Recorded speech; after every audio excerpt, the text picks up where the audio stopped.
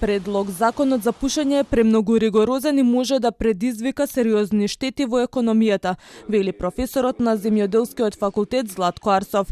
Според него, законот не прави јасна дистинкција меѓу различните тутунски производи, туку сите ги поистоветува како тутунски или некотински, иако постојат повеќе категории кои се прецизно дефинирани во законот за тутун. Читајќи го овој закон, таа подоба што е таму во законот за тутун не важи, него они си даваат своја некоја дефиниција. Со таа дефиниција они практично укинуваат се. Дури и производи кои се пушат, а не содржат ниту никотин. Така да, според моје мислење, ова ќе предизвика економски проблеми. Професорот Арсов додава дека дел од забраните досега постоеле, но прашање е колку тие биле почитувани на терен. Тој предупредува дека со новиот предлог закон дел од засегнатите страни би можеле да останат без работа, при што потсетува дека тутунските производи имаат значаен удел во државниот буџет.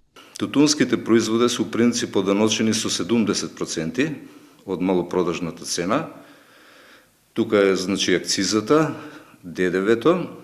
На годишно ниво во буџетот, према потрошувачката на цигари што имаме, моментално и други производи, се цени дека во буџетот влегуваат помеѓу 400 и 450 милиони евра.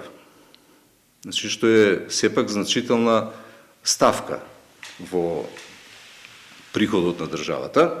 Од друга страна, министерот за здравство верува дека новиот закон за заштита од пушење нема да има негативни импликации врз работењето на угостителските објекти и нагласува дека неговата единствена цел е заштита на здравјето на граѓаните. Во меѓувреме и угостителите и тутунарите ги усогласуваат своите ставови. Едните очекуваат средба во владата, а другите состанок во Стопанската комора, пошто ќе излезат со официјални реакции.